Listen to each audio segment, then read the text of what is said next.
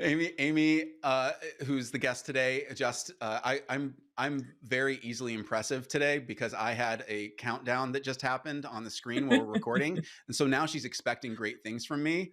So I really feel like I have to over deliver for her and for you today because she's an amazing person. I've known Amy for years now as a friend, and also has respected her professionally before I became a coach and started doing my current iteration of what I do and how I serve people in coaching. But she looks so uncomfortable right now. This is fantastic. I love doing this to her. She's, because I get to talk about how great you are. And I've always really looked up to her. She has been a therapist and then she went and got her doctorate on it. And she's kind of like my own personal Brene Brown that I can text with. She's a fantastic person. I'm going to let her formally introduce herself a little bit more. She's like, "You're pumping me up way too much. Stop it." Um, but we're going to talk more about all of the things anxiety and job related today because we just had an episode on this. I was telling Amy about this, Dr. Cirbus, a few minutes ago. We had an episode, some of you may have listened to it just last week, and the response has been overwhelming. This apparently is a topic that a lot of people felt a kinship to right now, especially people that listen to this podcast, the Storied Coaching Podcast, because a lot of them are in tech. They're either leaders in technology, they are in pre-sales or sales related roles. And a lot of those roles have been impacted by kind of everything that's been going on over the last month and a half or so with, 10,000 jobs in the first wave at Microsoft and 12,000 for what they are very definitely saying, like, this is wave one, where like this is something. So it's causing Mhm. kind of an environment of anxiety for people that didn't roll off or get cut and for the people that are now scrambling for a new job. So we're going to jump into all of these different things. And I'm so excited to hear about Amy's perspective on some of these and maybe give us some tips and tricks for coping and kind of maybe how to think about this from a wider lens. But before I do that, I'm going to turn it over to Amy to kind of introduce herself a little more formally about who she is and what she does. Well, you just said I was your Brene Brown surrogate, so interview done. That's it. Done. We're Um, done. we're just going to talk about that for a little bit. Erin, thank you so much. It's so, yes, it is also uncomfortable to sit through all the things, but also, so what's so comfortable is to be able to talk about the things that I am super passionate about and talk about it with such a good, dear friend who I also know cares about mental health as much as I do. So, the short introduction is I am a counseling psychologist by trade, um, and worked for years, decades, I might say, in individual direct care in communities. And then, speaking of tech, in 2015, as a woman who moved out of New York City with a thriving private practice, found myself with a baby, and not sure what to do and how to manage sort of a new adjustment in my life that demanded a commute that I didn't want to do. And how am I going to use my skills in a way that feels really fulfilling, or at least fulfilling, and found myself in tech. So, tech startup, mental health, digital care. And then over the years, really have rolled that into um, clinical care via mental health services, via marketing, I should say. So, taking individual mental health care to the masses organizationally and sort of providing that service from a wider perspective. Yeah. And Yeah. that was something that I thought was so fascinating too, is that when you did that, you jumped in with both feet to when it was really, I feel like places like, people may have heard of some of these larger ones that now are even, and you were part of this movement. The kind of the bedrock baseline movement of it was having some of these services like therapy services and, that you can get as part of benefits of your job in corporations. That wasn't a thing. And then you Yeah. were part of kind of that startup culture that started to try and find a way kind of to be like the Uber or the Lyft of like being able to connect with a therapist or a coach or a counselor in technology and in different corporations and things like that as well. So you were kind of Yeah. there while that was being invented and it became a thing to talk about. It It is, and it's what's so fascinating is that I had done it for so long, and, the idea that moving into tech and watching what happened with tech enablement over the mental Mm, health field has been fascinating. It became, oh my goodness, how are you even going to do that? And colleagues saying, are you sure you really want to do that with your career? You're going to do therapy online to, we're not even, 7, 8 years beyond that. And it is the excellence in care, the expectation that you're going to get that care as right. part of your employee packages, and the level with which you're serviced is astounding.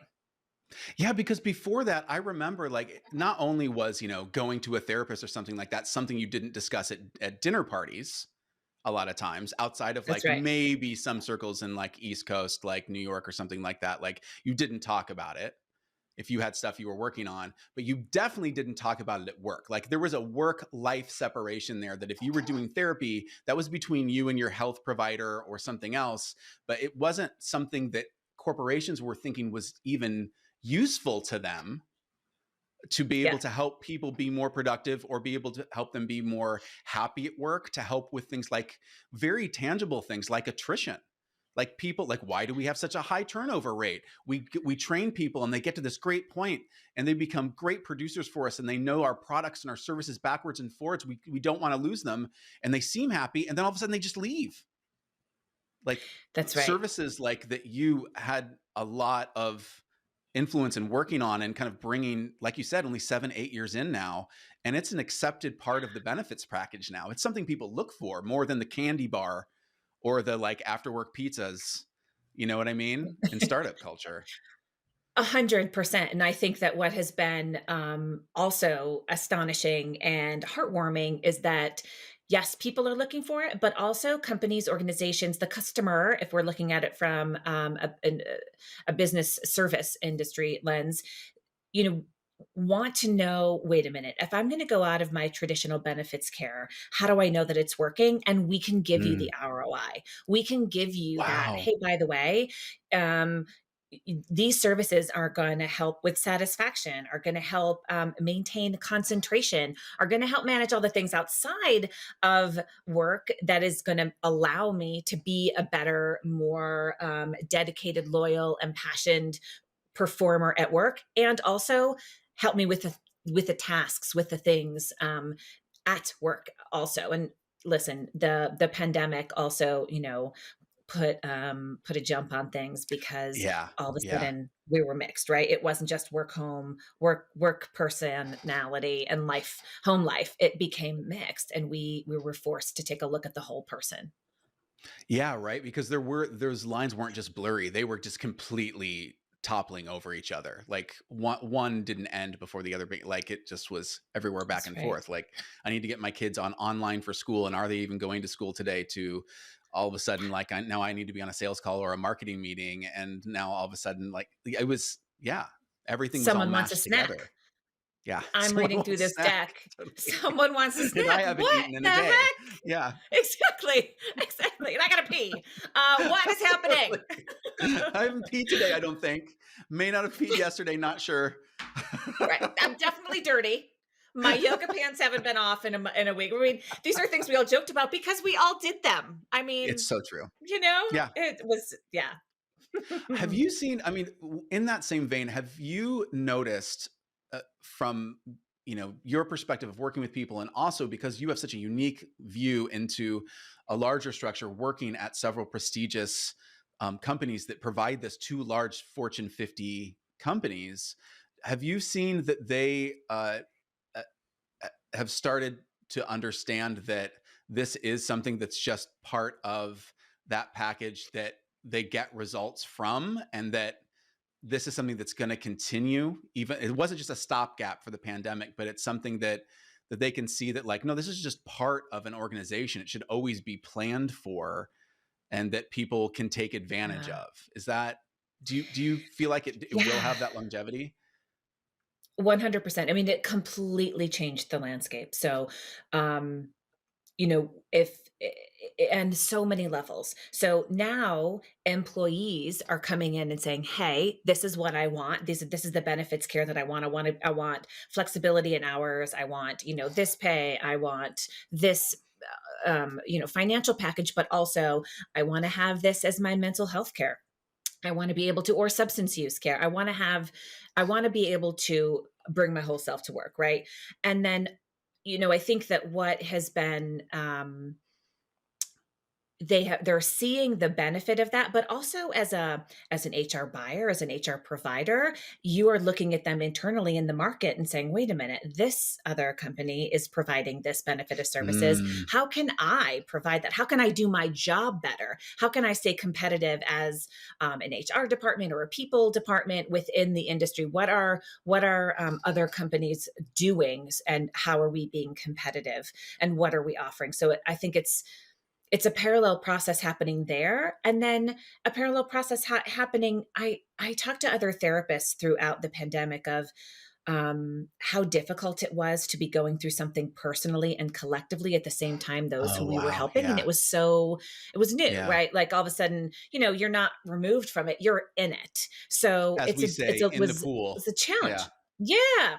So Yeah. now I think that's what's happening also simultaneously, where there's a completely different zeitgeist happening. There's a different culture. People are much more in tune with um the stigma being reduced. We're talking about it, but also now, one of the things I think where I work now, where we are offering it through EAP services, we're helping those HR folks, those people leaders, those managers articulate it to everybody else.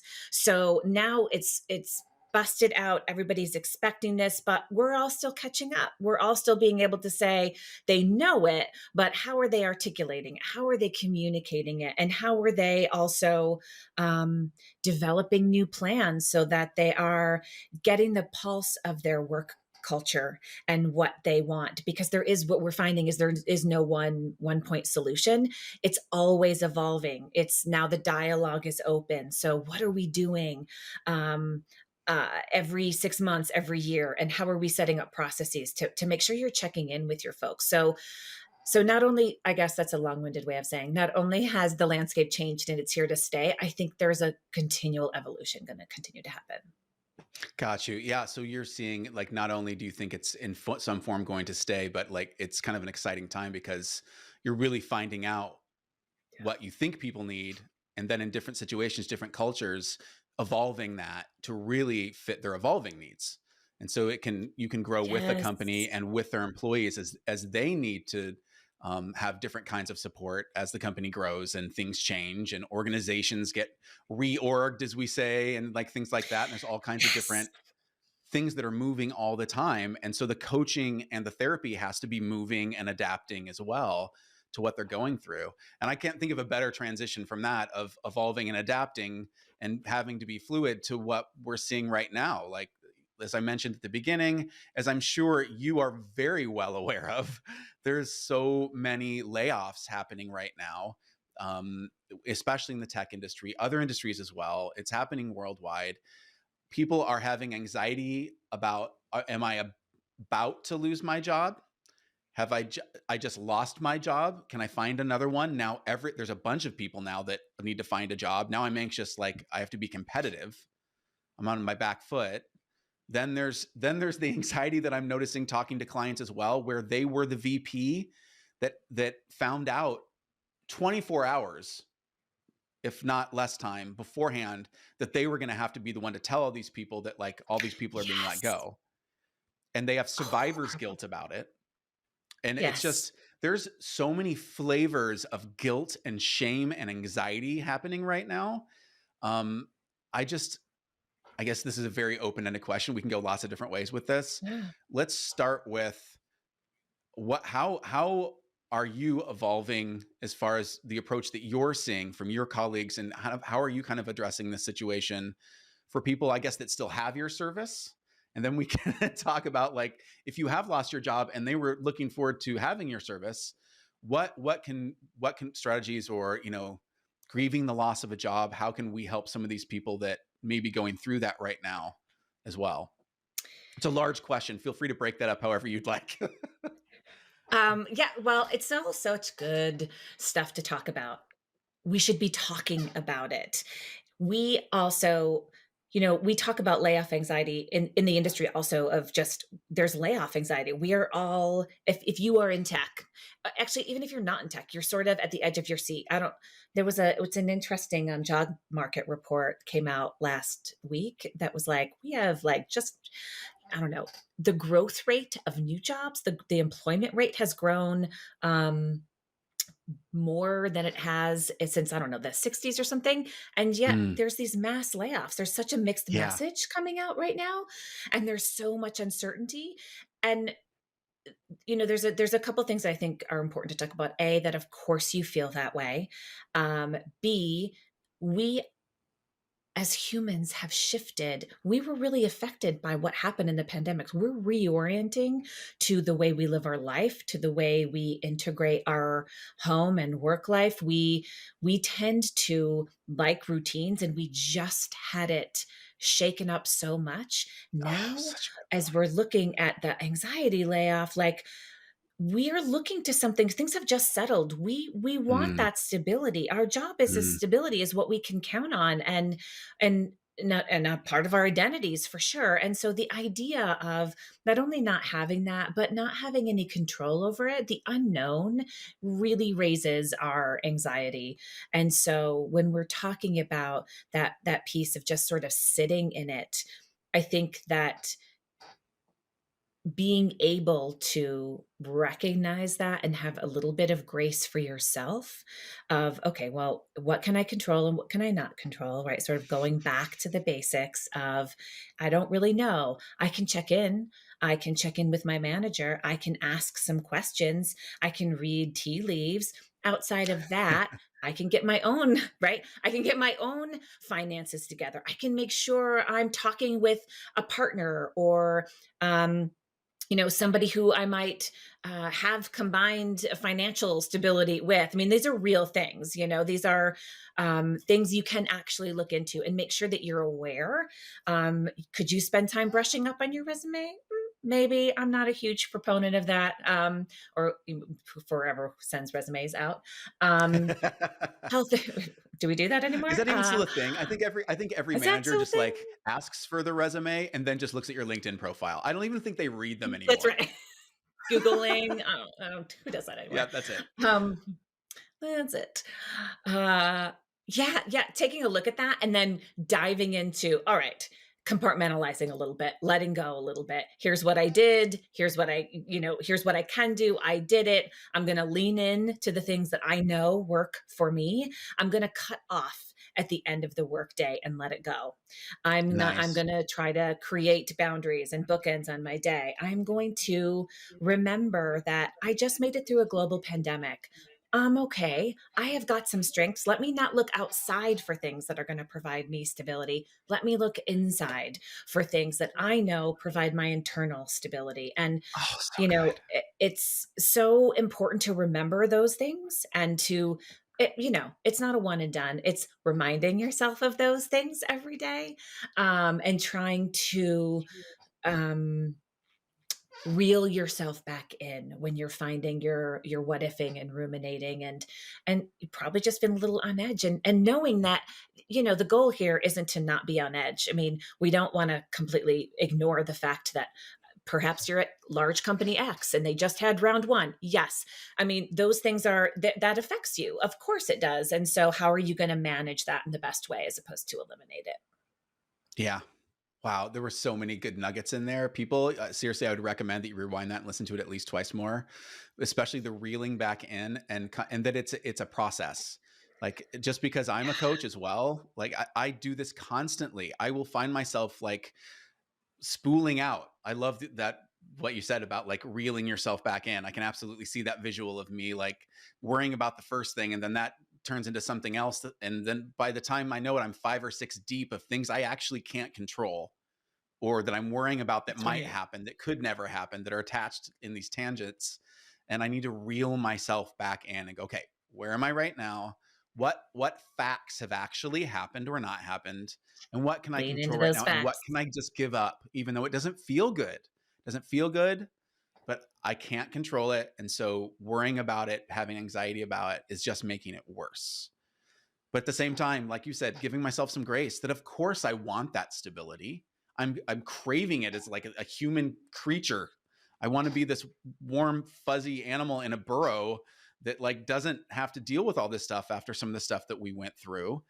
We should be able to count on this. And we psychologically are like, these large corporations or these structures like are here and are stable and are safe. And the reality is they're not. They're all constructs.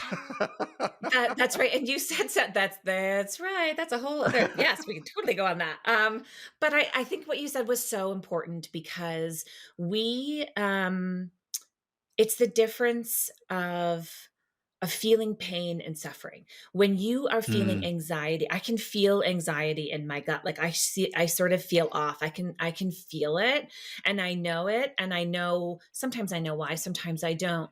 But when I am reeling, my thoughts are spooling out, as you said, like that is something that we can say, okay, I can manage that because I can choose to go take a walk, put in a podcast, put in a book. Mm. I'm going to occupy my mind. There's something I can do. I'm going to do the things that I know, tune into, I don't know, one of my kids' projects. I'm going to make dinner. I'm going to remind myself that I can put that on a shelf for now. And I'm going to try to do that. I might still feel a little tense and a little anxious. And that's because that's a check on reality, right? So I can also, by the way, anxiety is energy. So if you go for a walk, you are 99% guaranteed to get rid of some of that energy. And again, Oh, you're that's looking to gold. go from 10 to 8, right? Or 8 to Mm. 6. You're not looking for it to go away. We're still I'll living take in it. the reality that is here. Yeah, that's a wonderful point as well. Like just anxiety is energy and it needs to go somewhere and it will if Needs you to don't give go. it something to do, it will find things to worry about. That's So right. just moving your body, making dinner, making your hands busy. If that's something that you can do right now, you can make dinner. You can go on a walk. You can start a walk and finish a walk, even if it's 15 minutes long. And some of that anxiety will have dissipated. It absolutely will make you feel better. Totally. I think, it used to drive me a little bit nuts when people would be like, self care, go take a walk. And it sort of was this really surfical, like, oh my God, if I hear that one more time, oh my God. But it comes from, no, that walk is definitely not going to solve your problems, but it is literally going to move some of that through. You're moving through the moment and you're getting through a stuck point. Yeah. Sometimes it's just about managing the moment right now. This anxiety will That's end. right. It's not going to keep going at this level, but there are some things that you can help it move through you faster, or you can move through it faster by doing some of these Yeah. things. I also will say something that I tell people all the time, and it's just sort of a reminder because we all do it when we're feeling insecure about something and worried about something. If we're talking about layoff anxiety or work, when we're feeling vulnerable or worried, we tend to over personalize. We tend to get emotional, and we tend to want to Mm. seek, even if it's not in your consciousness. We want to seek, you know like-minded. So it can be easy to then ruminate with someone else at work, have a coffee chat that turns into either bitching or worrying. And that makes it Yes. worse. So try not to do that. Do that at home because your person in your house or a friend doesn't care that much to keep going on and on. Your other worried peer at work, they do. So, Oh man, not that's that you're going to good. ignore it, but try to avoid feeding the flames in that way because it does make it worse. And then you Or create fueling stories each that don't other. exist. That's Yeah, right. yeah. And instead, like if you are one of the people that is maybe feeling anxious that your job might be at risk or something like that, like there's a difference between having a conversation with someone else that can empathize with you and maybe feels a bit the same way, but you can keep that conversation in a more constructive, what can we control right now? What can't we Right. control? How can we help each other navigate that rather than it's so easy, and I know I do it, to turn to just like conspiracy theories and like how does this suck Yes. and it's unfair and it's just like it builds on top of each other. And that's not going to help you get out of anxiety right now. It's just going to make it worse. Even though you might That's think it's going to right. feel better, it doesn't work. It doesn't work. It doesn't work long term. It's like candy or alcohol. It's like sugar or alcohol. It feels really good in Oh, the moment, and then great really it's analogy. not a good long-term investment. If you want to, have a coffee chat and, like, do something fun, have a laugh together, but, they Yeah. don't know any more than you do, even if they think they Hmm. might. No one knows, at this point, even people who are, in executive levels don't necessarily always know, and so, the reassurance has to come from within. Just not even reassurance, just management has to come from within. Yeah, I think we should absolutely leave with that in mind. That if you do that, there's a very large possibility that you're going to leave with a anxiety hangover afterwards. That's It's just going to right. make it That's right. worse. Mhm. Mhm. And so if so, that's a great tip for someone that might still be in role and hasn't lost their job but is feeling anxious, or maybe was in the position that they had to let other team members know, or other team members have left and they're still there. What about for someone that has just lost a job? Have there been some things that you have found are particularly helpful for people when they're trying to manage that? Especially I've noticed with people, and I've definitely had this happen to me. I mean, I've literally been frog marched out of buildings before in tech because they like don't want me to like steal IP on the way out or something. And so Right. there's literally some shame attached to your access has now been shut off at 2 a.m. because we don't want you like secretly sending files to yourself or something. Like, especially if you've worked for years at an organization, you've bought into maybe that. We can have a whole discussion on whether it's fair that people think they're part of a family at work, but that Yeah. their access is shut Yeah. off. That social element is gone now too. They literally can't even use their email account anymore. There's shame attached to it. Like they did something wrong and they're being ostracized from the in group. And that can Yes. be so jarring and so painful. What Yes. what if anything do you recommend that people can use, any tools or recommendations that you could recommend for them to start to deal with that and move forward in the job search situation? I think you just first of all, that first piece that is so important that you just said, there is so much shamed at the way that those are done, and it's so unfortunate Mm. because it feels like a betrayal. It feels no matter what is said to you, it feels, abrupt. It just is so abrupt, and, um, eh by the way, also might be helpful when managers who aren't trained in letting people go, Oh man. um, which happens constantly, and or Yeah. HR leaders sometimes, they try to manage themselves by being as direct and as cold as possible, which just makes it worse. And so it's as if there's an underlying message there that, like, oh, you missed, like, oh, that there's a personality in that space that doesn't exist. And so, when Oh you yeah. take yourself out, give yourself that time, because everything that we're talking about now, that perspective takes a minute, takes a couple weeks where you're not angry, hot, shamed, embarrassed, worried, and sort of, it really is about finding the opportunity of, again, going back to what you can control, of like, what might you want to do next, like what will you do with this opportunity. And before you get there, you really do have to grieve that loss, grieve the loss of that stability that you thought you had, the people that you, I mean, it's so, I don't think we talk enough about, you don't invite these people over for dinner every day, but you have these interactions, you have real Yeah. relationships every day, Yeah. and that's the organization, right? It's not the organization and on paper. It is the lives that you interact with every day. It's the fact that you Hmm. spent all this time and energy at this, putting Right. energy into something that Yeah. now is rejecting you. This organism that's now rejecting you, and that's really shitty. And it feels really shitty. You mentioned, I will say also, I think we need to do a better job of the fact that, most companies aren't doing it maliciously. Even if they're doing it poorly, they're not doing Yeah. maliciously. Yeah. So it's the way we frame it. They are not our family, in my humble opinion. They're a Yeah. community, They're you're a not. community, Let's it's a just business. Let's just Right. call it out. It's They're not your never been family. that way. And organizations No, that are like, we're a family here, are usually the ones that are going to step all over any kind of boundaries that you have and are going to be sending that's you emails right. at 9 and 10 p.m. and wondering why you That's haven't right. responded by 7:30 a.m. Like that, That's it's right. not a family. You are paying me money for my expertise to grow your business. And if you're a public company, to make sure your shareholders are making money. That is our relationship. And I don't know why we have to pretend Period. that The we're a end. family.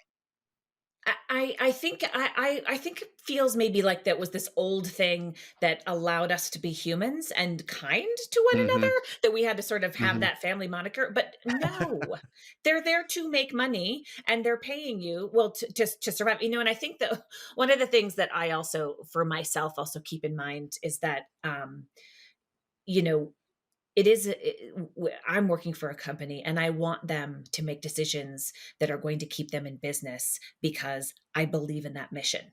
And so it's a Hmm. luxury of a mission driven company Yeah. because you sort of feel like I get it, I want you to continue, oh, please don't lay off Amy because she just, had a really hard time and so we want to keep her, meanwhile we'll go under. Obviously that's a dramatic example, but to go back to the idea of, yeah, all these things that you're saying, I think people can get to, but you don't have to have a plan. You can give yourself some time. Oh, There nice. are things that you can do with your time. There's a whole checklist of things of getting in contact with old colleagues, retooling and ideating on what you want to do. There's a ton of forward facing things, but don't rush to get there. You'll miss out on the reflection of, man, what did I really miss? Was it the job? Was it this piece about it? Am I just angry and sad? What? It takes a minute for our feelings to show up and give yourself that time Oh, I and love if that. I you think that I definitely have done a poor job of that in the past where I, uh, in situations, have beat myself up that I'm not getting through things faster or that I just need to jump to the next thing. I need to jump to taking action right away and like yeah, getting the next job and stuff and not allowing myself to process. I mean, there's one thing of like, okay, I have X amount of money left in the account and I have a family to feed.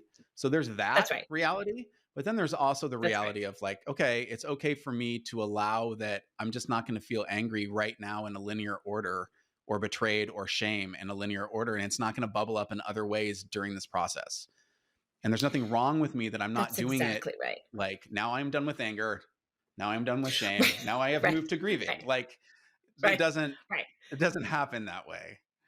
It's a slow cloud, right? It's a really slow cloud. Like one day you might be like, wait a minute, you know what? I'm going to take a look to see what's out there. I'm going to get in touch with so and so. And then not. I mean, listen, 6 months from now, you should not be like taking long walks to figure out life.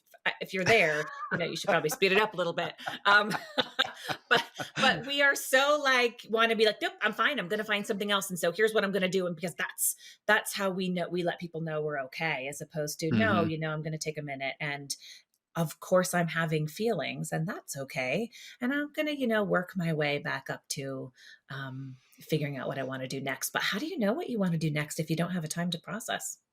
That is such a good point. Where the opportunity of a shitty situation like that is that it is putting you in an emotional place. I know for myself, at least from past experience, a place of vulnerability where it allows me to think about what did I like about the situation I was just in? What did I not like about it? What is the opportunity to adjust that now? Now that I'm not in that role anymore at that company, what changes could I make that would be better for my career or for the next role that I want or for my pay grade or for the kind of work that I want to do? Not to That's be right. Pollyanna about it, but just to be like, okay, well, if I'm going to find, like, how can I use the difficulty to my advantage?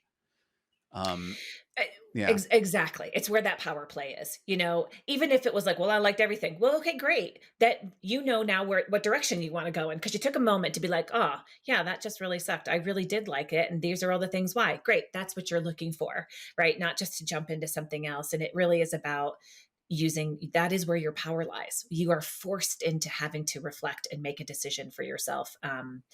and you can really articulate that with the choices you make moving forward. How have you seen something that I feel like doesn't get talked about a lot is how your relationships are affected, not at work, but if you do, have someone you're Hmm. dating or a significant other, a partner, your kids. Like I know that uh, I think the person when I was younger, especially the person I was most afraid to tell if I got fired or if I got a layoff or something like that, was my significant other, was Jenny, because I like had this like weird male leftover 1950s, like maybe she won't think I'm as much of a man because I lost my job. Like I remember processing that and thinking it was ridiculous, but also really believing it. I'm Because just you feel wondering, it, right? yeah, because you feel it. Like it's like that like there's something wrong with me. Like oh, there's a lot of shame attached to it, and I would love to talk about that on the flip side as well. Like you can kind of feel like you're letting a partner down, and it is going to affect your relationship in some way as you are looking for a job, even if it's coming out in other ways. If you don't have the same reaction that I did, very male stupid reaction, that hopefully I would not react that way again. Hopefully we get older and learn. We hope. But really that it's going to affect your partner in some way or the people that love you around you in some way. Have you found that there are things to watch out for if you are the Mm, one that has been let go, to watch out for about, because there's that old adage that you lash out at the people you love the most because you know that they will love you no matter what. yes. I Yes. just wonder if people are in this situation right now, if there might be some things to watch out for, signs to watch out for, to make sure you're not damaging your personal relationships as you go through this transition. That is such a good question. I I also wanna ask you, like, how did you learn not to do that? What do you do Hmm. now? How do you internalize that now? Now I would say I know from having gone through it multiple times now that I'm in my late 40s that, I've had jobs come and go and it doesn't affect me. I don't attach as much of the definition of who I am to how I bring in money for my family. Um, like, cause that can change and evolve in lots of different ways.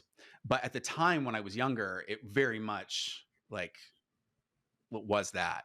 And so I would say the difference between then and now is that I'll just be like, okay, it sucks, but I'm gonna have the conversation. The first conversation. She's the first person that I want to let know. In my case, married my wife Jenny.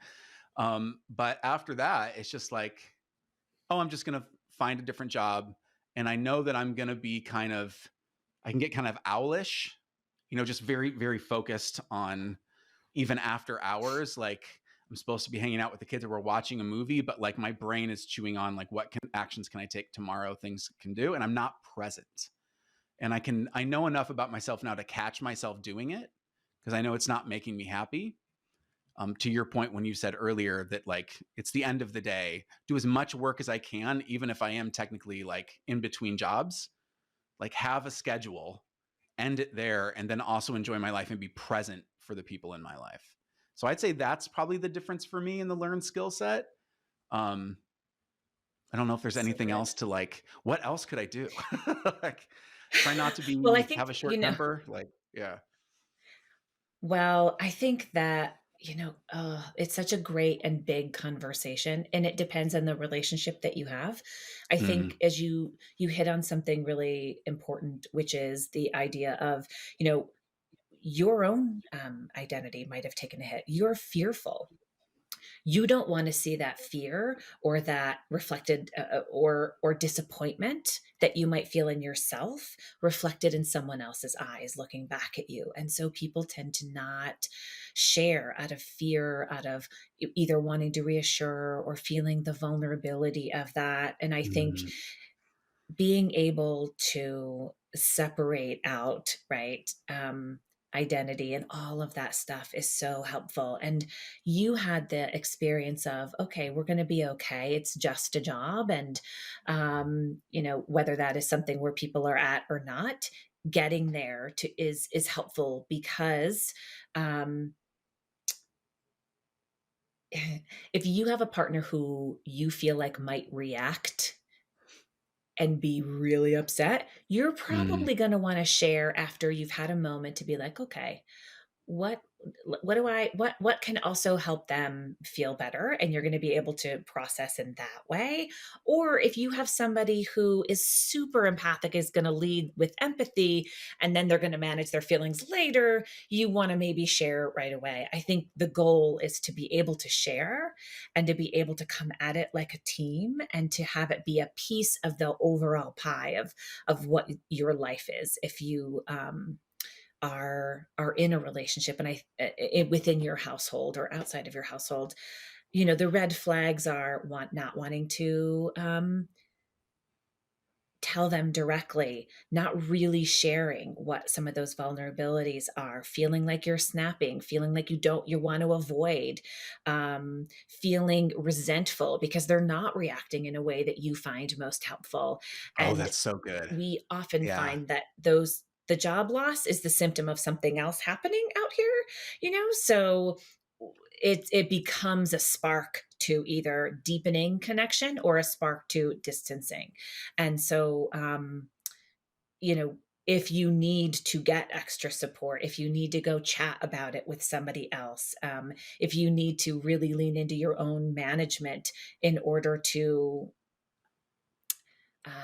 get what you need, um, from in order to keep the relationship healthy, it's also important to keep in mind. Those are some really good tips, especially just like the monitoring of itself. And I think you hit on something that really resonated with me there, which was uh, being aware of my own expectations of how kind of like how I want them to react this way. And so how can I manipulate the situation so they give me the reaction that I Right. want? Which is you just people pleasing in a different way. It's you manipulating for the outcome you want and not allowing that person to have their own feelings. And you needing to That's do right. your own work and them needing to, they get to be who they're gonna be. Like, yeah. Yes, well, and I think it's okay. I think sometimes people often feel like it might be a betrayal if their partner isn't the first person they tell, but they know their partner. So if Mhm. they need a day or a minute or an evening to like gather themselves first because they want to be able to give space to that partner, that's okay. Mhm.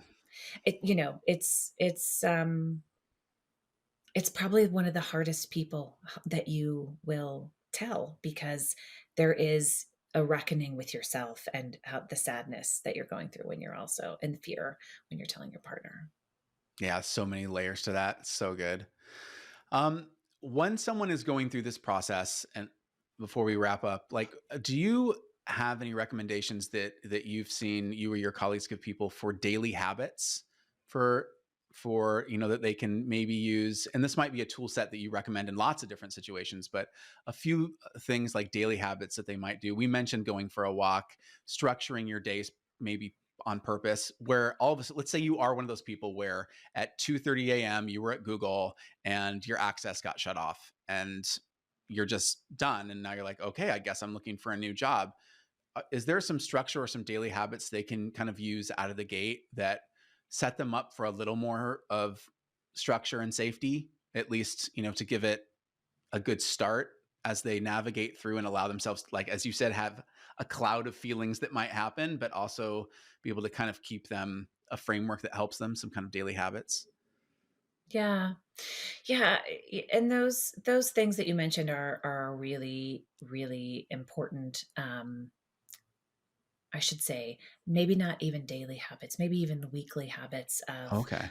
Yeah. if you are looking at things. I think one of the things that, if you have lost a job, if you are, especially, that's, by the way, a traumatic experience. That's a whole other conversation. But when you are Hmm. immediately let go, it feels like a trauma, and you're going to go through different phases. And I think taking a look at the weeks versus the days can be helpful. Okay. You might not be able to sleep. Don't panic.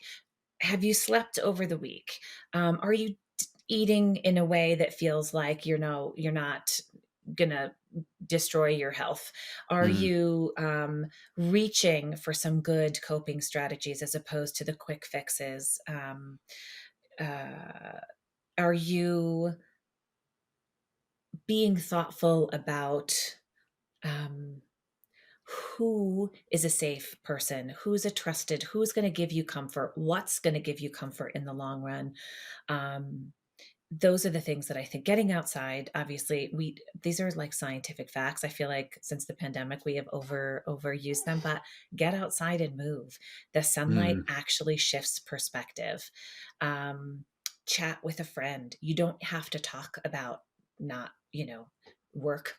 You can just hmm. chat, Just read an chat. old good book, get, binge something on Netflix, and then Mm, you'll find over time, you'll find your sort of internal compass again. And if it's beforehand, if you are sort of having that sort of layoff anxiety, yeah, bookend your days. Take an afternoon off, schedule it, give yourself something to look forward to. Um, Jot down your day's list at the end of the day of what you need to do the next day, and then literally and figuratively close it down. Get out, exercise, do the things that feel like they, give you a sense of continuance and normalcy for yourself, and that will help. that's fantastic. Thank you for that. It's so true. I love that perspective as well as of I don't have to be so granular about like day. I can be like, okay, this week in general, there may have been some sleepless fits and starts here. I may have like reached for more alcohol than I usually do or wine at dinner on one night, but over like the week, am I structuring things for myself so Yeah. so overall I'm healthy? I'm taking those walks, I'm doing those things, or is it like do I see a pattern of no, I'm actually seeing some patterns of maybe some self-destructive things that are not going to help me over the coming weeks? That I love that. That's a great way to look at it. What I find also with tech folks is that these are type A achievers. So it's really not about. There's a difference in audience, right? If I'm chatting with people who really could use some fuel and some discipline and some targets and some Mhm. goals and some. If you have somebody who is type A, you're probably doing that. So you probably shouldn't beat yourself up if you've gone 2 days in a row with, I don't know, not being productive. Think of Yeah. it. And here is something too. Productivity is not external only. You can be quiet and that is productive. You want to shift the Mm. productivity mindset to internal things. Just like Oh, meditation, these things that are quiet, that's productivity, that's internal productivity. You want to go for that as much as you go for that external productivity. fellow A types, please listen to what Amy just said because I Mhm. need to hear that all the time as well. Taking time to go for the walk, to just think, to not even have a podcast in, to have white space where your mind just wanders on not things of worry, but just on possibility and opportunity.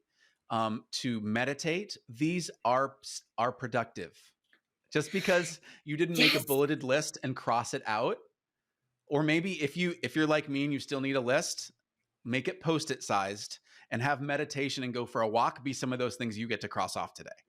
Like it doesn't have to that's it. be reached out to 20 different contacts and all this other stuff that you did in order to find the next role, find the next job, because you will be in the That's next right. one before you know it. And try not to That's damage right. yourself And in you're between. you're that's right. You're going to get burned out. And that balance is you have to plug yourself in. And what does that mean? And it has to be, balanced 100%.